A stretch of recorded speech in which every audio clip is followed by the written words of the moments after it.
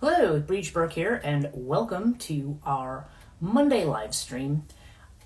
This week, I think I had mentioned on my initial post explaining what this was going to be about this week, is that my topic has to do with sun worship and national mythology, which is, well, I mean, that could actually probably be a book when I think about the topic, because there's quite a bit to it, but I'm actually dealing with just a small subset of it based on some current things that I've seen and that have gone on, and just certain patterns that seem to be coming up in recent weeks, both of what I've seen like on YouTube and on social media and places like that, things that I've seen here on Instagram, and just other conversations that I've had with people about things recently, both friends, clients, different people.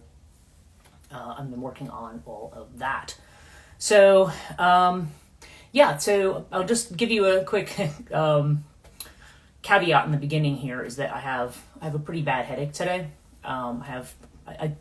People who follow me regularly know that I get these kind of migraines, and I've been doing the best I can right now to kind of keep it under control. Medications don't help it. I know I've talked about this before, but it's all on this side. So if this eye looks a little weird or anything, at the moment it doesn't seem to, but I just have a lot that's going on this side of my head. So, just hoping as I talk through the live stream that it will subside to some degree. It is a little better than it was about 45 minutes ago, so fingers crossed that it stays that way.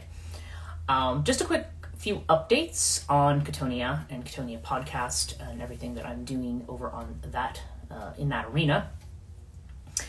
I'm trying to work on edits. I know when I was away, I had finished 3 different novels that I was working on, and I'm getting to a point where I would like to publish them. And in fact, there's a couple more. I feel like there's a lot of writing that I want to do right now, but it's one of those cases where you can only do so much at one time. There's only so many things I can work on in one day.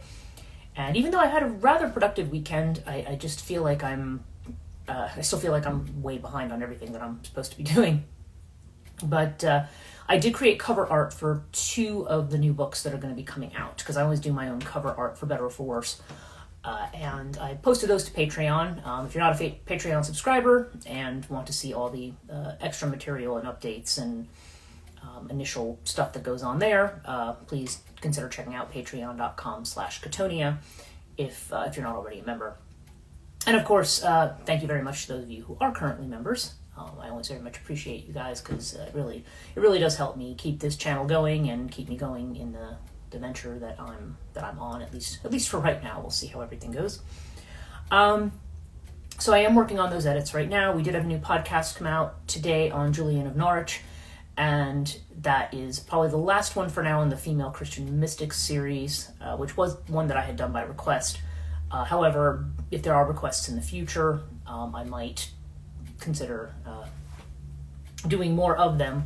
I have the list more or less set for 2024 already, but sometimes if I don't find enough information on one particular figure, or I just feel like I don't have enough material for a podcast, then I might switch it out with a request. Somebody emailed me today about the Morai, the Fates, and I realized, that would actually be a good podcast topic. I should really do something on the Fates. So, so anyway, those are things that I'm looking at in addition to the writing material. And I was doing editing on my other website that relates to the transition life coaching business. So I've been making edits and putting together some new things on that side of the business as well. And the other thing I'm doing, those of you who happen to be interested in Goriana, meaning stuff having to do with the illustrator Edward Gorey. If you are interested in Edward Gorey's stuff at all, I actually have had a pretty substantial Goriana collection, but as I am downsizing a lot of things, aside from a few books that are special to me, I'm going to keep getting rid of just about everything.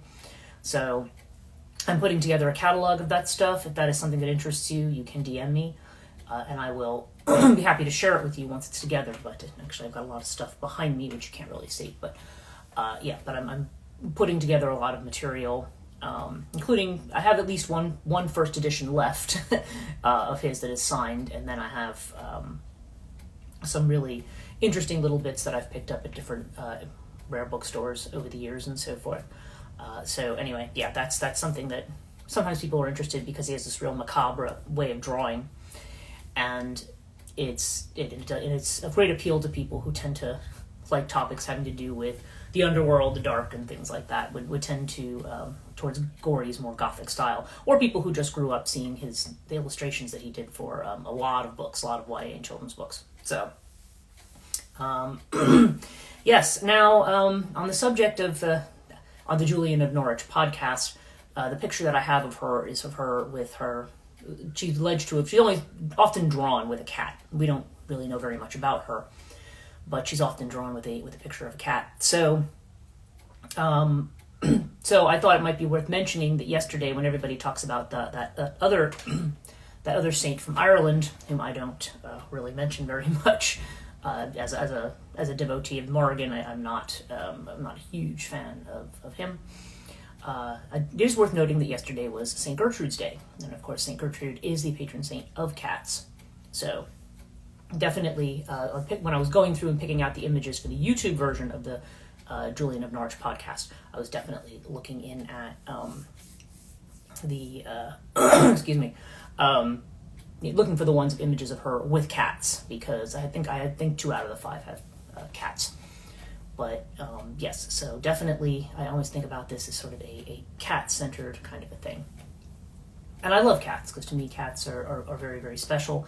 I still wish I had mine. I've had up to 4 at one time, years ago. My last cat that I had died in 2018, I think it was. So I've not adopted any new cats since that time. So just because I travel a lot, people who know me know that I go abroad, that I like to, when possible, I like to spend anywhere from 3 to 6 months overseas, if I can. Right now, financially, that's not possible, but that may change. Certainly, I expect to get back to the UK at some point this year. So it's so for now, that's just kind of where I'm at with everything. But for that reason, I have not adopted any new cats. But I'm definitely a huge fanatic of them. They're I know, I like dogs too. I know it's the dog and cat person thing, but I tend to be somebody who is, I don't know. I mean, I love dogs too, but I never had one because generally they're a lot more maintenance than a cat. Although I've had a lot of high maintenance cats, the ones that just you go away and it'll like needy, you come back and they grab you around the leg. So I've never experienced the idea of a cat that was totally aloof and you just leave it food and walk away and it didn't care for like a week. So some people have that experience. Okay, so anyway, all that stuff out of the way. I'm going to talk a little bit about today's topic, which is about national mythology. Now, somebody here who I also follow on Instagram, I think Bryn Gilleen, I think you said her last name, Gilleen. I think it's BRYN_GYLE. Is it NE? I'm not sure. I want to make sure. I think it's 2 L's. GYLLENE is right, is how you spell her last name. She does a lot of really interesting stuff on alchemy, so I really like following her page. And she posted something that I actually posted to my story this past week on the idea of the Black Sun. Now, I've seen the Black Sun mentioned in a couple of different contexts. I mean, she's talking about it, the alchemical Black Sun that is kind of this sort of negative sun that burns away the ego, that is chafing, that is critical. And I'm also, when I had read the Cult of the Black Cube, which was the Theon work on Saturn, and Cult of Saturn, the Black Sun, Saturn as the Black Sun, is also mentioned there as well. However, Kronos as a deity, I don't know if he entirely applies. I mean, I can see astrologically where this would apply in this context, but I don't know that I would equate Kronos with the Black Sun exactly. Maybe. It's something I'd have to think about a little bit. Because Kronos is, he is the ruler of the Elysian Fields in the underworld. So, and, oh, hello, Denise. I see that you've just logged on. So I was just about to talk about the idea of the Black Sun. And yeah, there's this alchemical idea of the Black Sun that is the one that burns away the ego. And then there is also there's also this idea of how do I put it? Yeah, as related to the cult of Saturn. This idea of Saturn as being connected to this idea of the Black Sun, probably certainly in, like I said, an astrological principle, because when we see the influence of Saturn, Saturn is often equated with what they call the Senex in Jungian archetypal mythology. That is the wise old man, Father Time, that kind of an image, but also tends to be considered the taskmaster. In Hinduism, that would be Shani, and Shani is the one who is the who's actually an enemy of the sun, really. I mean, in that particular thing, the Surya and Shani are definitely enemies. Not Surya. Yeah, no, I'm right. Surya. I'm thinking of Shukra. Shukra is Venus. Surya is the sun. So it's there. But of course, the sun is also considered a malefic in Hindu mythology, which is also interesting and worth noting. The influence of the sun. I was talking to somebody about astrology the other day with Mercury retrograde coming up, and one of the things that I was noting about this particular individual is that I think they are technically an Aries sun in Western mythology, or Western mythology. So for those of you tuning in, I have a headache, and so I'm trying to make words with this headache, so forgive me if I say some wrong things here. He was so in Western mythology, Western astrology. I want to say mythology. Western astrology, this person's an Aries. In Vedic astrology, this person would be Pisces. But as I was kind of noting mentally to myself, I said the sun doesn't actually count in Western in Vedic astrology. If you actually watch any Vedic astrologer, say on YouTube, and they give you a prediction for your sign, they're not talking about your sun sign. They're talking about either your, what they call your Rashi or your ascendant, or they're talking about your Lagna, which is your moon sign, okay? So it's one of the two. They're not interested in your sun sign because the sun is actually a malefic. Now that's interesting to us in the West because we think of the sun, a lot of our mythology over the years is equated with the sun, and it is a solar mythology. Beginning actually with Dionysus and the mystery cults, because Dionysus, even though he has this more Chtonic kind of a element to him, he's the god of wine. Certainly, he has this connection to therefore agriculture, fertility, the underworld, all of that earthy kind of stuff. Dionysus is eventually a god who, at least in one version of the myth, brings his mother Semele up to Mount Olympus, and he ends up living on Mount Olympus. Where the goddess Hestia, or Vesta in the Roman, will step down and she comes down to earth. She is the goddess of the hearth and the home. And she doesn't stay on Mount Olympus because she doesn't like all the drama up there. So Dionysus had this idea of being elevated to a celestial kind of a deity. And then within the Orphic cosmogony, Dionysus is a kind of savior figure. There's a whole lot about Dionysus as precursor to Jesus. And he's at least one of the figures. Mithras is probably another one who is caught up in the Jesus mythology. But Jesus himself, the Son of God, S-O-N, but also the S-U-N, I remember learning that in religious studies back in the 80s when I was in Sister Ruth Ann, who had taught us. She said, well, you know, the idea of the winter solstice as being the birthday of Jesus, because that's what she even said. She goes, oh, well, Jesus wouldn't have been born in December. But it was the feast of Saturnalia. Saturnalia, by the way.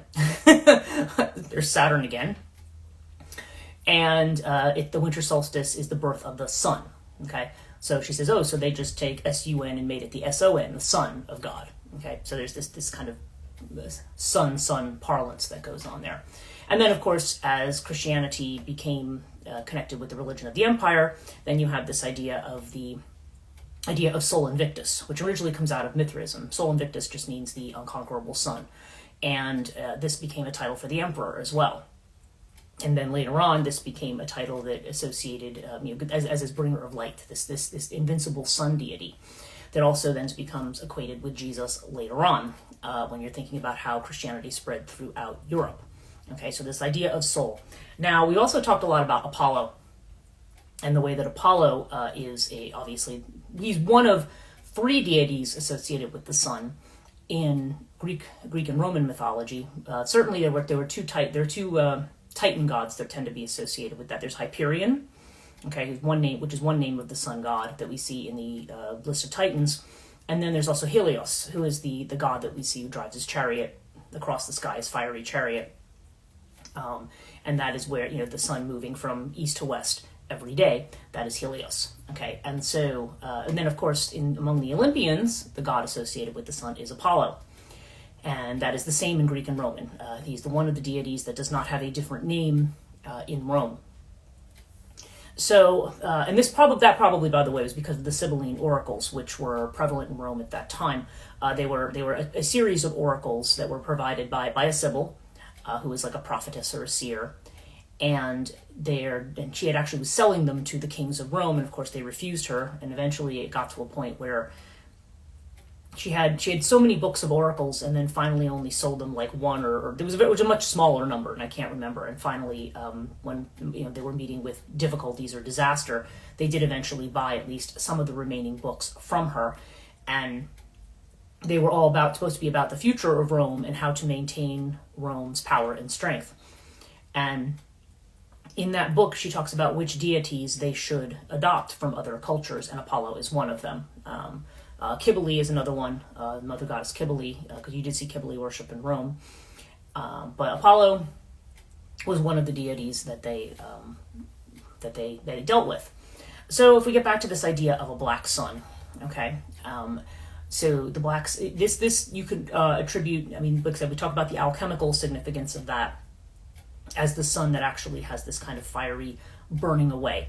And in terms of the ego, it has to do with that which is very, very harshly critical. It's connected to what I would also call the animus, or the masculine archetype, which is very, the way that it operates in people, the way it operates particularly in women, but it can be in others as well who identify with have an animus identified kind of soul.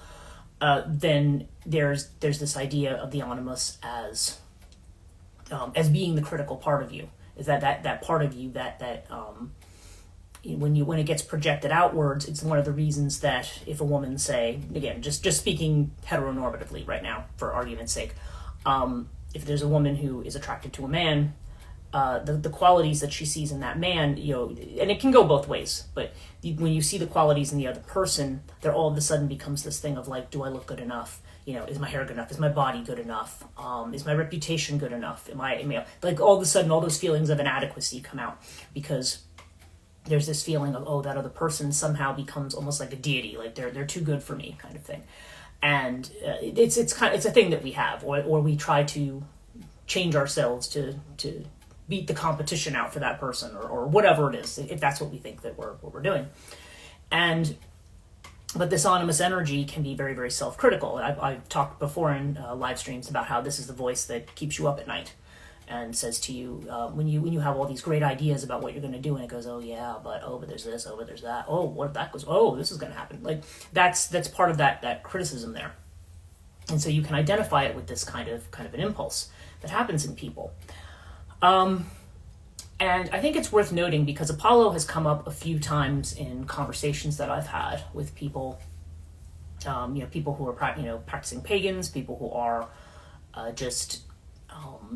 other people who I just communicate regularly with about myth, symbol, dream, things like that. And Apollo's come up a few times, and I know I've talked about Apollo also in previous live streams, particularly his contest with Marsyas, in terms of the civilized music of Apollo versus the natural music of Marsyas, and how when Marsyas loses the contest, Apollo has him flayed alive. As I said, Apollo is not a nice deity.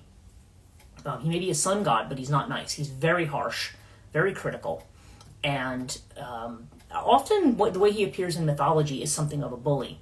And interestingly, he is somebody who is not. He doesn't have a whole lot of success with women. Okay, because he is almost too. I don't know how to describe it. He's almost too. I don't know. There's a certain quality that he has that women, especially when we're talking about the nymphs, like the story of Apollo and Daphne, where he chases after Daphne and she flees from him. She doesn't want anything to do with him. And she's also like an elemental. She has to do with the forest. And if she's a nymph, then she probably has more of a forest or water association. So, that could be that non-mixing of fire or water there, but she runs away, and then she asks to be saved by her father, who is a river god, and he turns her into a tree, the laurel tree, as a matter of fact, and that's when Apollo comes upon her as the laurel tree, and he takes the leaves off in this very almost sensual kind of a way. And so I've heard people say, well, like I've had students of mine when we talk about those mythologies. In fact, I had a student who mentioned it in one of their weekly writings, and they said, yeah, well, this is how Apollo honored Daphne. And I'm like, is that what he's doing there? Is he honoring her? Because it's almost like she should be honored by the fact that he's paying attention to her. And I'm like, no, actually, that just seems really kind of creepy to me. Like, she wants him to stay away from her, and she takes the form of a tree, and he still doesn't stay away from her. Like, he violates those boundaries, just figures, well, fine, and then, of course, we talk about the laurel wreaths as the kind of thing, we talk about somebody being a laureate, right? If you're a laureate, that means you have achieved something, okay?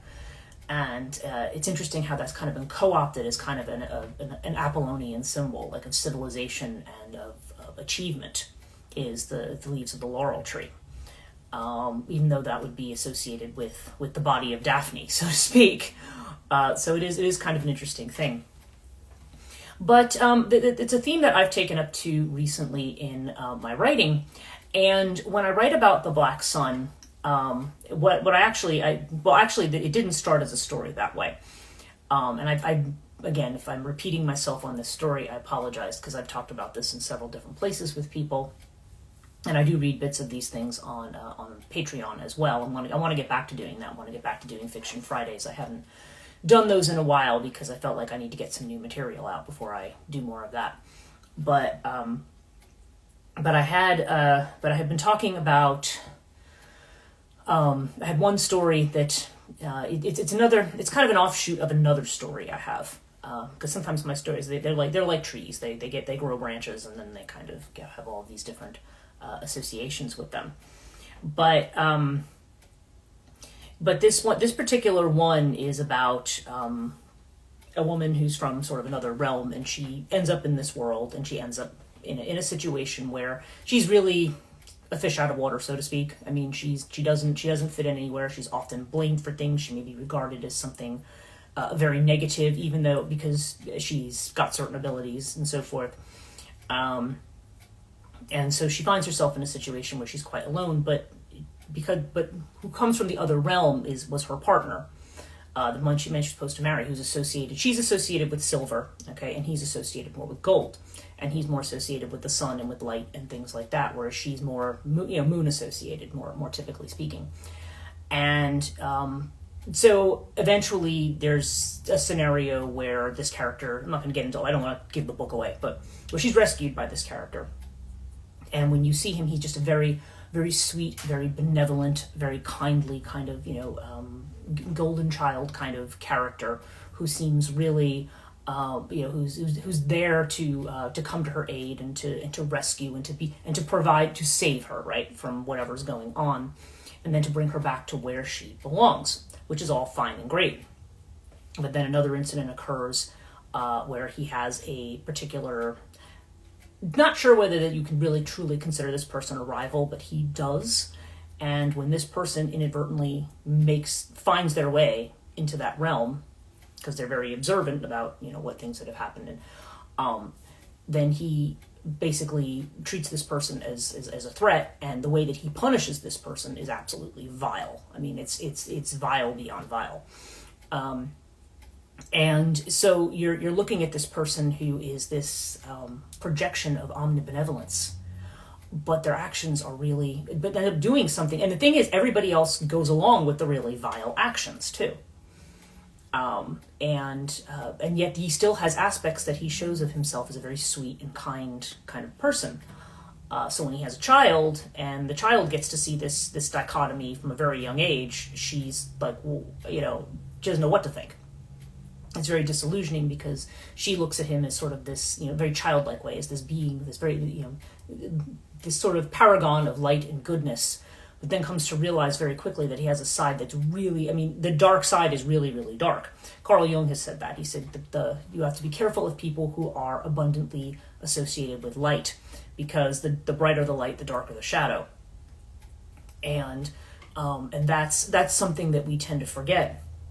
And it's something that we can definitely see in, I think of it, I see that in monotheistic religion, okay? People who adhere to monotheisms, and there's certainly aspects to it, particularly the mystical aspects, like the ones I've been talking about in the podcasts, in the Female Christian Mystics podcasts.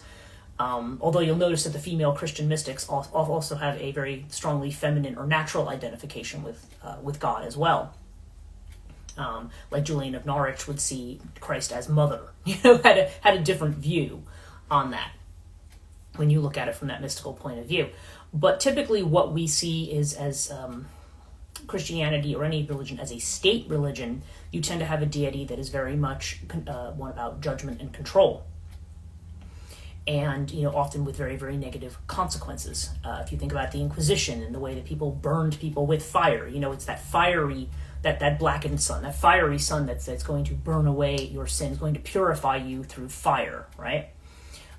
When we think about that blasting influence of the sun, the other myths that come to mind, certainly the myth of the goddess Sekhmet, who's associated with the noonday sun. She's an aspect of the goddess Hathor in ancient Egypt, and Sekhmet is lion-headed. She represents that aspect of the sun that is destructive, that burns fields, burns crops, causes famine and drought, that aspect.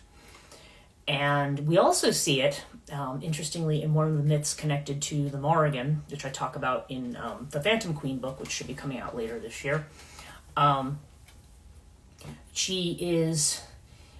There is this idea, okay, so in the Second Battle of Moytura in Irish mythology, there is the battle between the Fomorians and the Tuatha Dé Danann. And one of the Fomorians who has the great advantage is Balor, okay? And Balor is, I think he's the grandfather of Lugh, actually. The god who is associated with Lunasa. Lugh is sort of a jack-of-all-trades god, but he is the one with the lightning bolt. And there's another whole mythology around the god who wields the lightning bolt. Okay, we have Zeus, we have Jupiter, you have Indra in the Hindu. They're the ones. They tend to be the gods who are the god kings, tend to wield the thunderbolt. And Lugh, when they have to face up against Balor, they pull out. He has this giant eyeball. They pull it out, and they open the great eye, and it burns up everything around it. Now, being that Lunasa, it commemorates when Lugh took his lightning bolt, and when Balor opened his eye, he managed to chuck the lightning bolt into his eye and blow it up. That this is that is definitely Balor as that black that dark sun, that sun that is representative of the harsh aspect of the sun, the destructive aspect. And in fact, one of the things that's said in there is that one of those killed on the battlefield is Macha, which is one of the aspects of Morrigan. And people say, well, wait a minute, how can Morrigan be on the battlefield doing her thing, which is usually reciting these sort of poems that are meant to egg the army on. They're usually recounting deeds of their ancestors, or their prowess or their victories to try to spur them on to do more. That's at least one of the functions of the Morrigan on the battlefield. But they say, well, Macha is destroyed during the battle, and so it's like, well, wait, how could she be destroyed? And I said, well, that's because Macha is actually the Irish word for field or plain, usually a plain where cows graze or something, I think is the way it's defined. And so she is Macha. So Macha is destroyed when Balor opens his great eye. And of course she is, because if she represents the field and the plain, this is the scorching fire of the sun burning the plain. Okay, so it's really more of a reference to her as the life of the fields. But as we know, the life of the fields, even if one set of crops dies, a new one ends up coming in afterwards. You never totally really dies. It's just, but you may have some death of a particular crop or a particular thing. But the earth does always come back at some point. So, interesting ideas around this solar deity. And I mentioned that in connection to the other topic I really wanted to talk about, which has to do with national mythology. And this was made me think, I thought about this recently in connection with a Daily Show episode that came on. So those of you who watch this who are in the UK or other parts of Europe or Australia or other places, you may or may not be familiar with American politics. And I did talk a little bit last week about the speech of Katie Britt, the Alabama senator, and what I found profoundly disturbing about her response was the way in which she uses that fundamentalist, what they call the baby voice that fundamentalist women are instructed to use when she gave that speech. She either went from being like this kind of weirdly seductive kind of thing. It's like she had like almost every negative female stereotype there. But again, I think that with the comparison there is the idea of the woman with the really big, cute baby voice, that's supposed to be this kind of deferential, obedient femininity that's actually quite toxic, because it's a type of thing that it's sort of complete submission and obedience to that master that could be represented by this rather negative side of a solar deity. Because to me, those are aspects of Christianity that are destructive. They're not about, they're about maybe having children and building families, but they're about destroying every other aspect of the person and about destroying the soul. In other words, the soul has to be crushed in complete submission to this idea of spirit, this solar mega entity that we have. And all the associations with it, and that's that to me is that's why I was saying it's a toxic feminine that's connected to the toxic masculine, and so you have this this toxicity here, and this really gets into the ways in which mythology plays out in modern culture. The university where I work, Montclair State University, there was I went there as an undergraduate too. And at the time in the religion department there was a professor, Dr. Stephen Johnson. And I realize there's a number of Dr. Stephen Johnsons now who seem to be connected to religion. So probably you'd have to look up Montclair State if you wanted to find this particular Stephen Johnson. I considered him my mentor as an undergraduate. He was definitely the religion and psychology guy there. And I think he was one of the ones who sparked my interest in that, not only as an undergraduate, but in graduate school as well.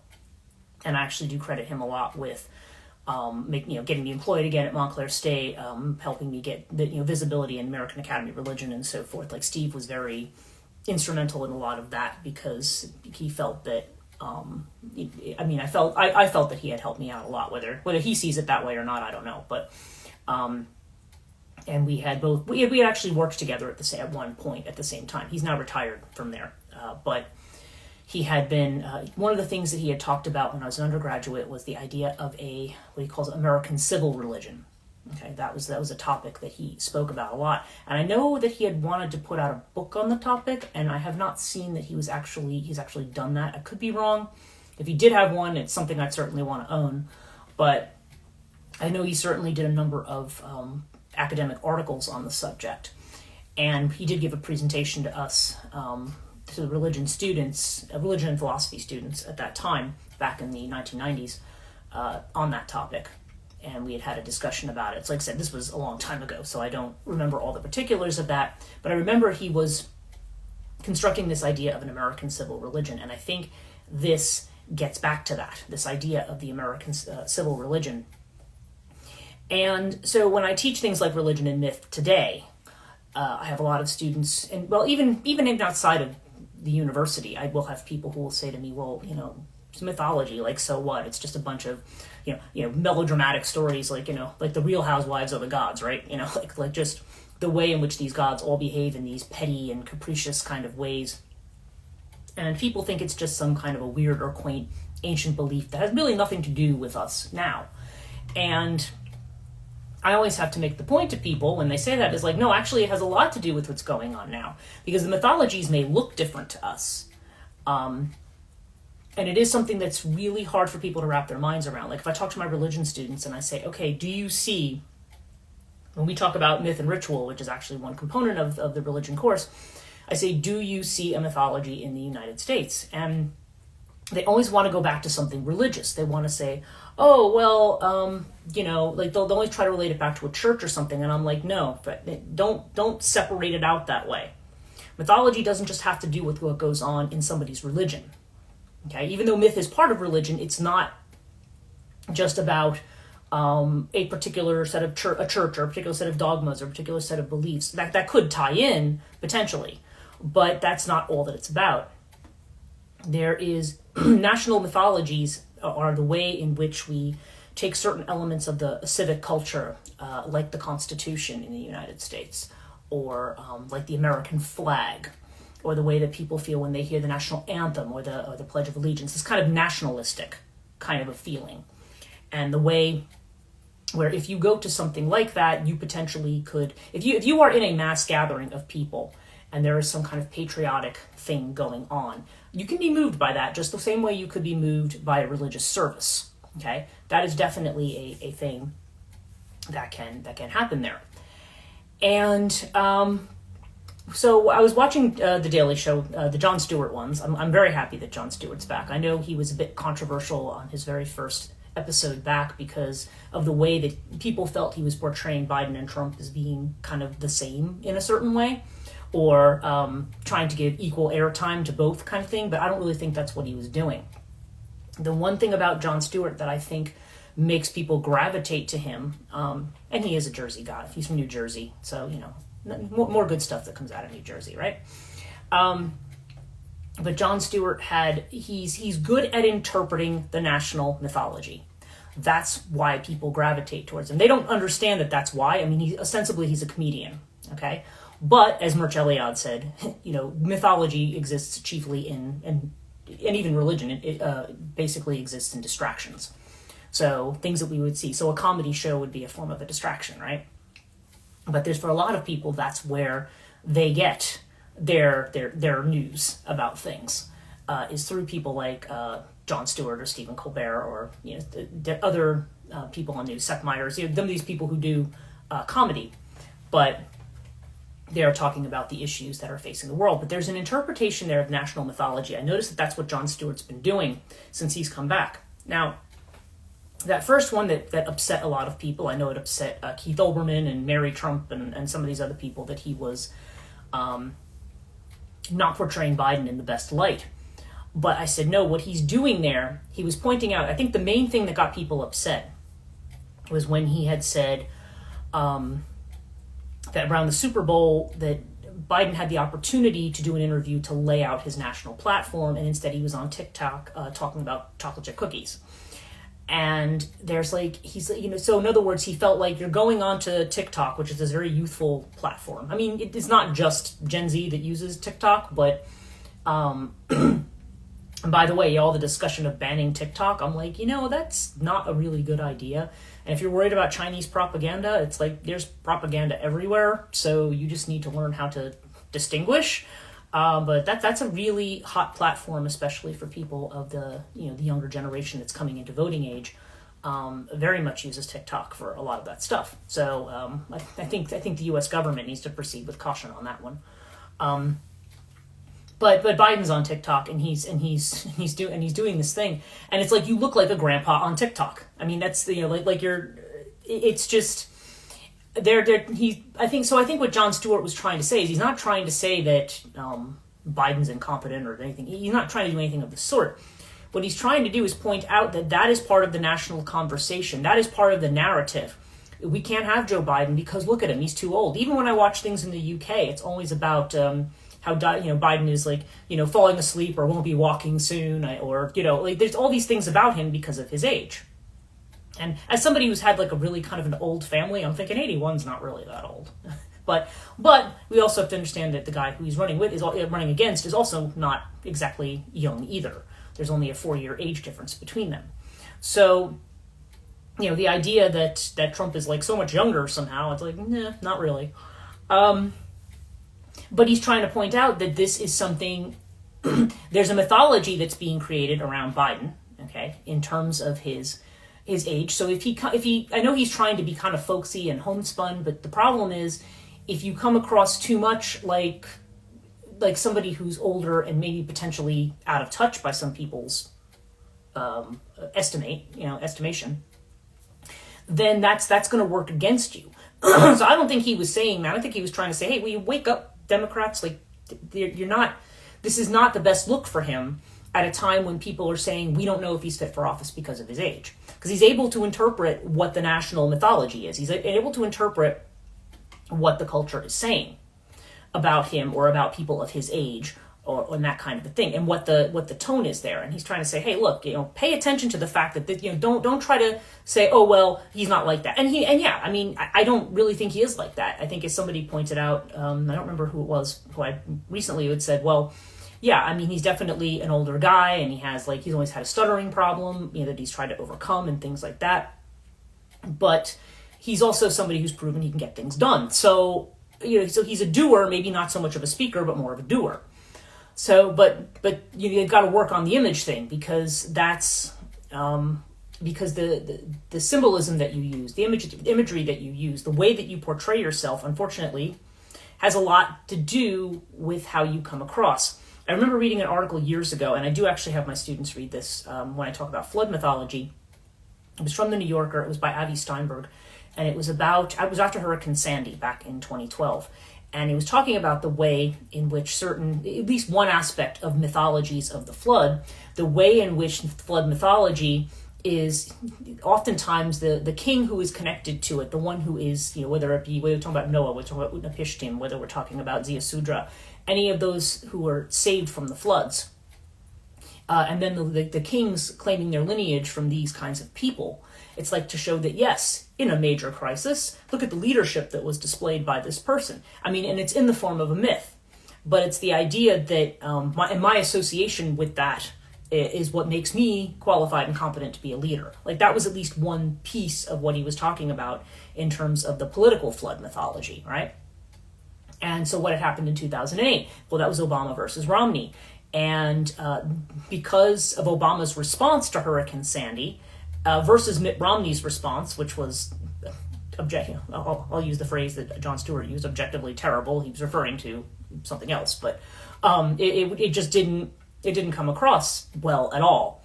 And then Chris Christie, who was our governor then in New Jersey, walking around with Obama as a Republican. That is I am not a fan of Chris Christie, okay, at all. And I will not get into that.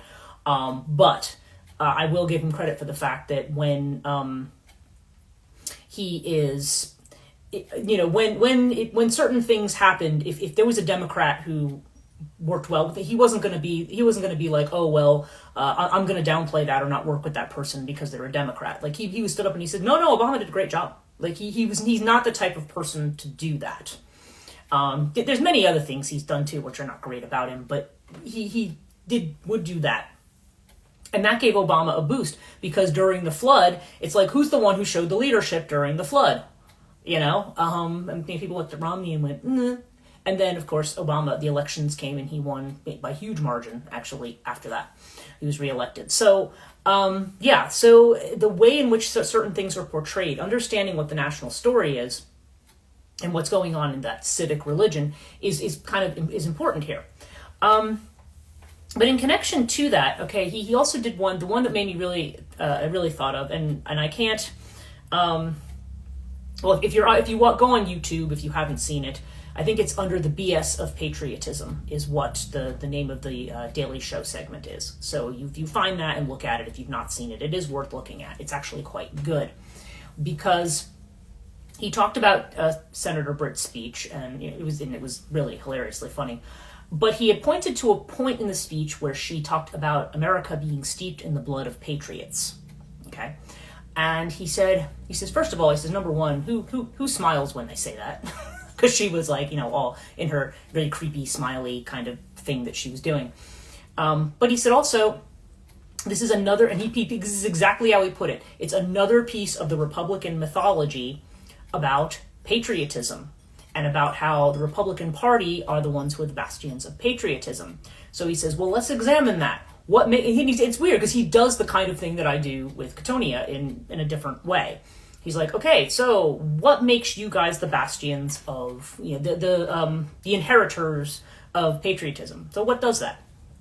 Oh, and then they always talk about, and he was showing all these clips, it's because of their adherence to the Constitution. The Constitution is, you know, it has almost, in fact, I think it was Virginia Fox who had said, she's one of the representatives, who had said, oh, it's as important a document as the Bible, right? Okay, now we're looking at mythology here, right?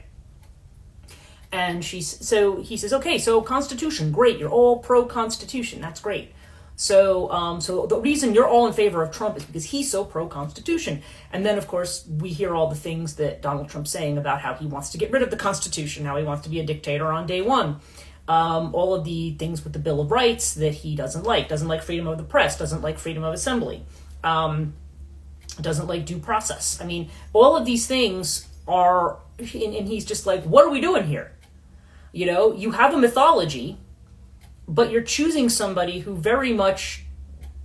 just very, very blatantly, and the thing is, when you ask the supporters, who are all standing around, draped in American flags, wearing things, or wearing the old "Don't Tread on Me" flags from the American Revolution, like we're the inheritors of the Revolution.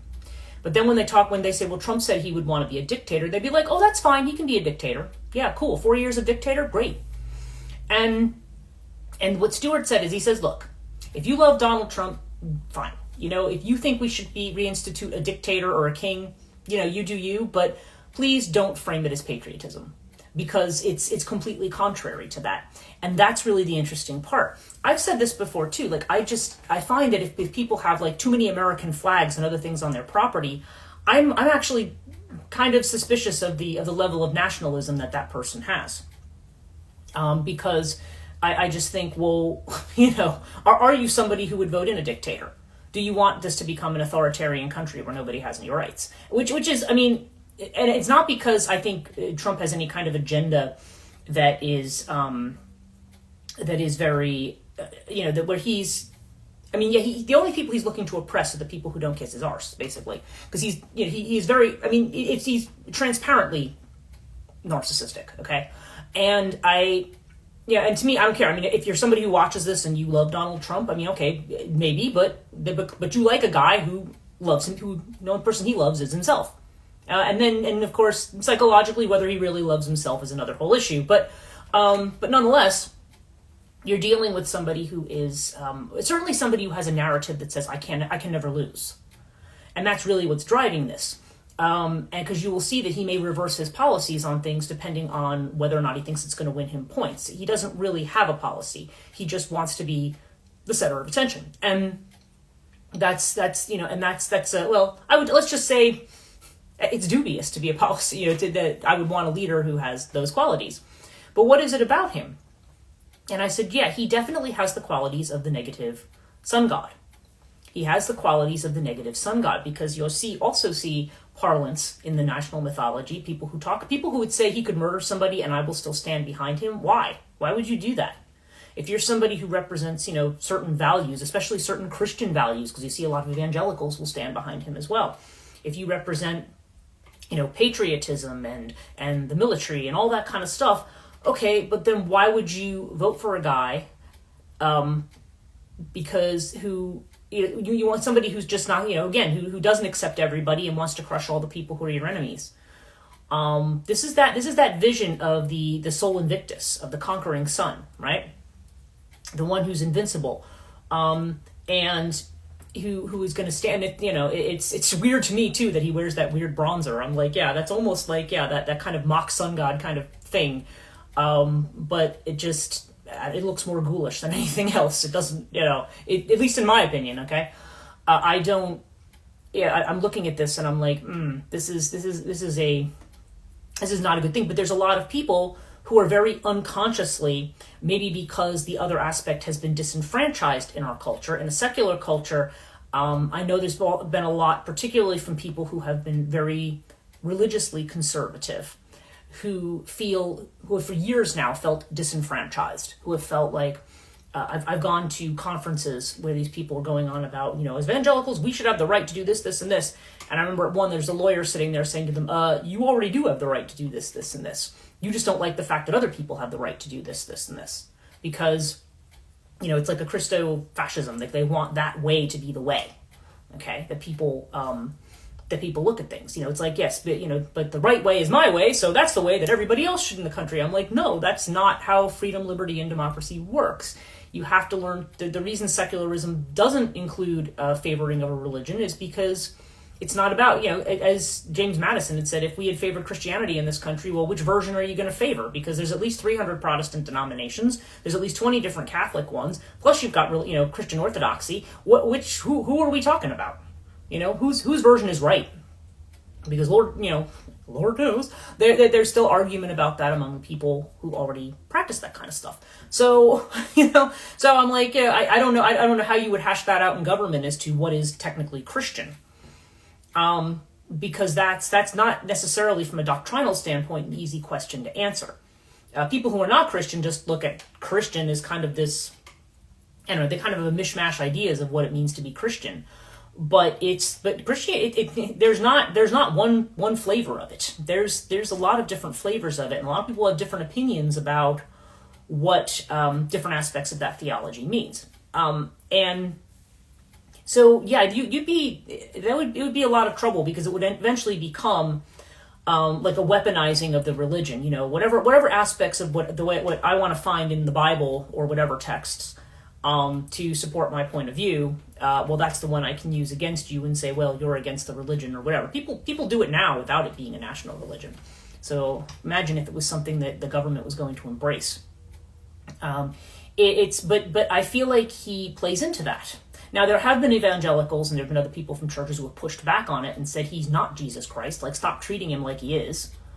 And in fact, it's also interesting because a lot of his behavior, at least from a moralistic standpoint, it doesn't match up at all with what those values are supposed to be. But we frequently see that in the culture anyway. There's a lot of people who proclaim themselves to be Christians, but don't embrace the values that we would actually associate with that. And I'm seeing Sophie saying, yes, good looking good. Thank you very much. So it's interesting in the way that we're seeing this almost anti-narrative being projected on. So that's why I'm saying he almost represents this black sun, because it is something that's harshly critical. It's something that wants to put down difference. It wants to confine everything to one image that is acceptable and one truth that is acceptable.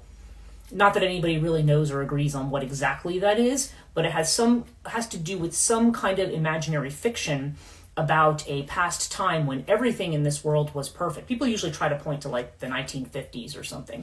And I'm like, no, there was actually quite a lot wrong in the 1950s, especially from a civil rights perspective. But, they think of that as like the triumph of white America. And I say, well, yeah, but that was also the time when rich people paid like tax at the 95th percentile. I mean, so that's why, like, economically we were great, because there was a real middle class, because everybody paid their fair share of taxes. It was under Reagan that all that got to be dismantled in the U.S. So, and then, of course, with the decision in the 1990s, where the corporations are people case. I forget exactly the name of it's eluding me at the moment, but that this is where you start to see this turn. And with a lot of the changes and then the economic collapses that we had in 2008, that's kind of changed people around a lot. So people who have fallen into what I call that fear dynamic that I talk about in my book, a lot of this ends up being this almost extreme embracing of this solar theology, that invincible sun that's going to save everything, whether that takes the form of Christianity or some other kind of form of this Apollonian Sol Invictus kind of way of thinking. But this is what people are projecting onto Donald Trump. The people who accept him uncritically. Okay. And I'm thinking about, speaking of archetypes, I'm thinking of Jung's archetype of the self with a capital S.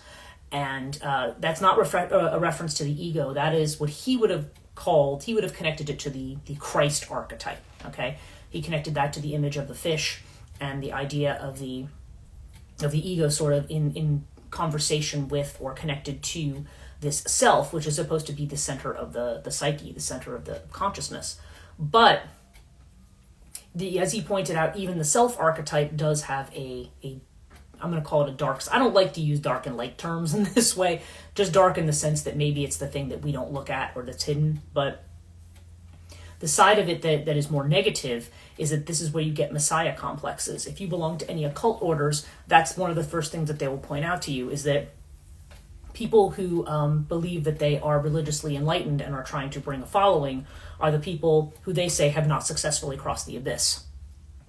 They would say, because to cross the abyss means that you get ground up at if you were talking about it Kabbalistically, like when you reach Bina, which is in Crowleyan parlance is the level of Babylon, drunk on the blood of the saints, right? You get dismantled and destroyed. In the dark feminine parlance, that would be the Mother Kali cutting the head off. It's this or any one of those kinds of symbols where you have to let go of the ego, you have to let go of the identity at some point, and because that's all in dissolution. You don't just stand. You don't stand at the Tiferet point and go, well, "Look at me, I'm the Messiah now." And that's what ends up happening is you get people who get these kind of savior complexes. It's like a very negative manifestation of the self, and that one can be just as dangerous, because if you have somebody who believes that they are, that they are somehow the apex of enlightenment. That's what they say. If you're actually what the wise man knows is, or the wise woman knows, is that they don't know. Okay, because when it comes down to it, the more you really see what's there, the more you go, "Oh crap, I don't know anything." For everything you know, for every 100 things you know, there's probably a million things you don't know. So there's a lack of humility there. There's this attitude that I am the authority, I'm the absolute, and I'm the one that you look to. You see this in cult leaders, you see this in others. It's this idea of I am the one who has the way, and you need to follow me. And this is follow you where, not into any place necessarily that's good. And so the Jon Stewart thing I thought was interesting, because I'm like, what he's seeing here is the national mythology, and he's calling it out for what it is in its own terms. He's pulling in the examples. He's as I think we like to say these days, bringing the receipts of what's going on.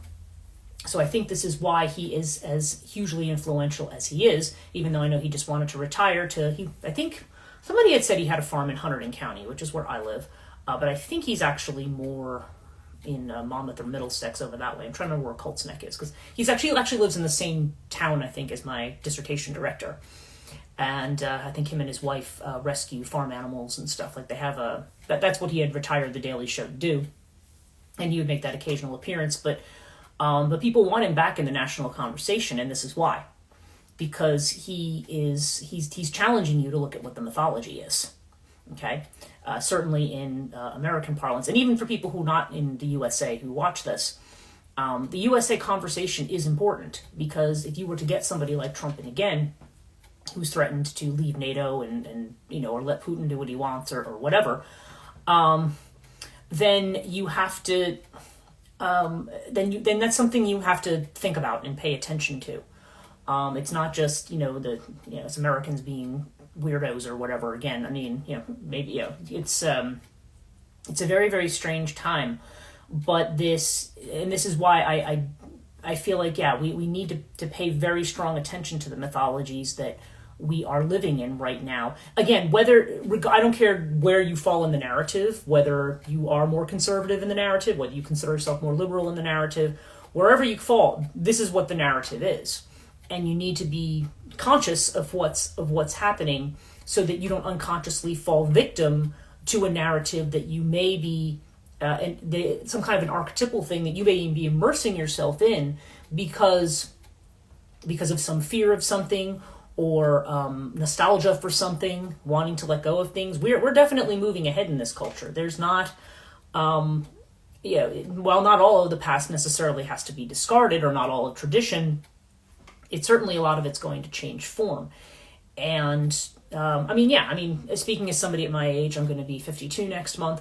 I feel like there's certain things I look back at. Like I look back at the 1970s with a lot of nostalgia. But when I think about the 70s, if I really objectively look at the 70s, I'm like, yeah, there were some objectively terrible things about that too. But my own memories of it are great. And so, I don't know, people kind of get immersed in these kind of escapist kinds of things, or what their ideal of what a world without struggling or suffering would look like. But it's not, you don't necessarily want that world. And not everything, the mythology of the golden age is a bogus one. There never really was one. We will always, that's that hearkening back to the past, to moments that we might have had that may have been the brightest for us, that we may associate with a particular time frame or a particular set of circumstances. But it's not, there are issues in every era, no matter how peaceful, no matter how calm, and there always have been. So, So anyway, the point that I'm wanting to make is that you really do want to pay attention to what's going on in the national conversation, and you want to recognize the mythology that's there, and what this is saying, and I always relate this back to archetypal psychology, because I said, you can see the archetypes playing out here. You can see this, the soul, or the quote unquote self of the nation, and what does that look like, and what does it mean, and how are we seeing this manifest in this kind of negative way? How are we seeing this solar masculine energy manifesting in a way that is not, that is more destructive than offering its light? And creative element, speaking metaphorically, but also speaking truthfully. That was a conversation I had with somebody this morning about, because the way in which, I was thinking about the way when I get up in the morning and I look at the sky, I look at the sky and I immediately will say, like today, for instance, I've always noticed, like when there's a cloudy sky, there's usually a strip on the horizon that's clear. This time it was reversed. The horizon was cloudy and the rest of the sky was clear. And the first thing that jumped into my head was, that's like the image of the hanged man in tarot. It's like it's a different perspective on it. You're kind of flipping the image that I'm used to seeing. And in that flip, it's like there's this idea of, flipping your way of thinking about something. Now, I'm sure other people don't do this kind of stuff. You know what I mean? I'm sure other people don't. Well, maybe other people do think about things that way. I look at everything that way. But really, and then there was another friend was talking to me about certain things that she was seeing every day, and saying, she goes, I'm seeing this every day, And people do see that. They see patterns, and our first instinct is to say, that's just a natural thing, and you're just seeing what you want to see in it. But from a Jungian perspective, when you see that thing, when you have this kind of synchronicity, where you see something, and then, because literally after I thought that this morning, I saw something somebody posted on the Hanged Man, and then I saw something on this, and all of it connected back in to that way of thought. I said, because unconsciously there's something that's trying to get your conscious attention about what you need to do. And from that perspective, the inside and the outside aren't really different. Okay, and that's something too we even talk about in esoteric parlance. Some people say, is magic something, or the gods, or these different images, are they metaphors that go on inside of your head, or are they real things? It doesn't matter, because the inside and the outside are the same from that perspective. It's, what's archetypal is also real. Even if we don't see it in terms of an object, that doesn't mean it's not real. We have lots of things that affect our lives that are not objects, like an economy, for example. You can't have a box delivered to you with an economy in it. You can't feed it. You can't, it's not, it's not something you can put on your shelf. It's not a thing. It's an idea. So these things are, but at the same time, there's ideas that can have a reality and things that can have a real world impact, whether they're real or not. So it's pretty important that we pay attention to all of that kind of stuff, because it does affect you, whether it's something you believe in or not. It doesn't matter. Like people will say to me, I'm not religious, so it doesn't matter that you're not religious. Any religious element to that conversation is going to affect you. It's going to affect you because, and you do want to pay attention to that, because you want to be able to continue living your life the way you want to live it, and you don't want anybody else telling you what to do and how to live your life. Although I've also argued that there are some people who do want people to tell them how to live their lives, mainly because they're afraid. They're afraid of showing their authentic selves. They're afraid of, a lot of this stuff is, for whatever reason, whether it be from suffering trauma or some, any other reason, there's people who are absolutely, absolutely fearful of change. And, and you can't, if someone's afraid of change, people only change at the rate that they're, that they are capable of changing, I guess you could say, or whatever, wherever they are. And there's certain places where people don't want to change, and you can't really do anything about that. You can't force anybody to think a certain way. But I would suggest that it's good to become educated in the conversation. I know it's a topic that whenever I bring it up, people kind of look at you like you're weird, like they don't get it. But I'm feeling like, but I said, but you can take somebody like Jon Stewart and say, everybody pays attention to him and his brand of humor for a reason, because just as myth exists in distractions, he's able to show you what the myth is, and he's helping you deconstruct that myth and say, okay, what are the elements here, and what's going on, and how does this square with what maybe the values are that we have as a nation, and how does this mythology really square with that one? And I would say, these are actually two different mythologies that are going on here.